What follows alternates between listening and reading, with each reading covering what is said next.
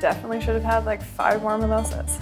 Let's open some wine. That was such a serious setup you have that you're wearing. It's like you broke your back or something. Funny story. Are you ready? Yeah. Okay, cool.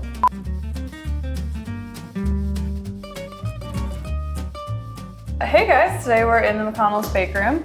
My name is Shannon. I'm the Commissary Manager and work on all of the inclusions that go into the ice cream. I'm Jordan, and I'm the head baker here at McConnell's, and we're here in our production kitchen, and we're gonna be making some fun things today that you guys can make at home.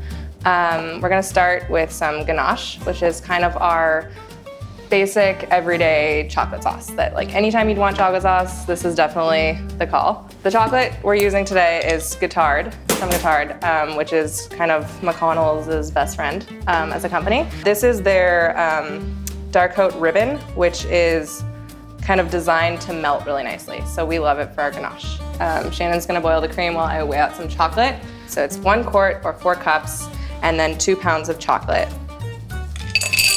So actually, when we make this, Shannon makes it by the how many quarts? So I do 20 quarts at a time. And now there's like this fun waiting period where the cream's gonna boil.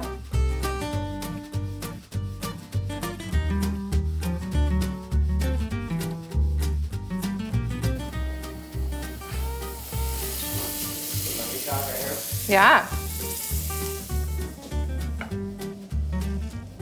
So it gets really scary kind of at the end when it looks like it's about to spill out everywhere, but that's just the point that you need to take it off the stove. I'm gonna give it a little shake to kind of get the cream to sink into all of the little chocolate crevices. For quite a while, it'll be grainy kind of looking, and we wanna just stir it and stir it and stir it until it's completely smooth. So you totally can use pretty much like any type of chocolate, like dark chocolate ganache or milk chocolate, whatever you want. If it is bars, like baking bars, I would definitely chop it up a little bit. You saw that these were kind of little chunks. If it's bigger, it's just gonna take a little bit longer to fully melt.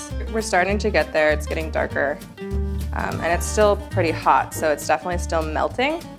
I'm speeding up because it's kind of like starting to just like have the overall consistency get thicker. When it's ready, it'll be all one color, it'll be super shiny, and like, I don't know if you guys can see these little, almost just like little chocolate lumps on the edge, and we're trying to get to a place where all of those are completely gone. Should I get some ice cream to pour it on? Ooh, yeah, why not? Cool.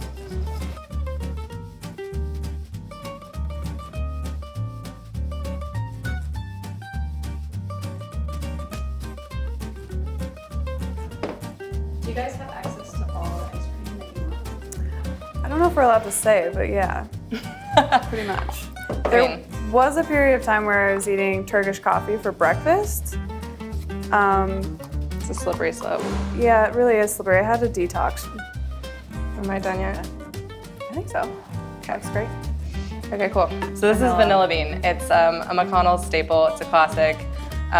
It's maybe one of my favorite flavors. It really, just do like anything you with can feel it. the little beans, anything. It kind of goes with everything. Ganache on here is super great, but really Ganache can go on pretty much anything. This is kind of like my ideal dessert. Like, don't add anything to that. So we just made some ganache, and since we're going into the kind of cold weather season, one of the things that we like to do with ganache, we make our hot chocolate with this. All you need to do is just boil some water. You don't need a recipe, just make it as rich as you want. Right, You like you just could drink this. the Ganache, yeah. So I'm gonna start with like a 1/4 cup of ganache in the cup. That actually looks like nothing, so 3/4. let's just see. Yeah, Nice. and then we're just gonna wait for this water to boil for a second. I'm just gonna go directly into the cup from the pot. I'm gonna find a spoon. Okay, that is so loud. Not like a normal pot, I would hope. Is that full? Yeah, it seems good. Let's see. Let's check. So just gonna stir it. It should darken a little bit because you're adding the ganache to the water. And you can always add more ganache too. I'm gonna add a tiny bit of Lake sea salt to this, and you can ideally see it on top for a little bit. That's kind of how you know it's like thick enough. Another recommendation too is I like to drink this cold. Put it in the fridge. It doesn't solidify, but it gets a little bit thicker. You can have the salt on top. And if you've never tried salted chocolate milk, this is pretty similar. Add some salt in there, it really brings out everything. Pretty epic. So you can basically have this all year round. Yeah, Shannon actually blew my mind with the salted chocolate milk recently, and it's the best thing ever. So hot or cold, this could be a summer beverage, I guess. We're making it in the fall, but yeah. that's some drinking chocolate.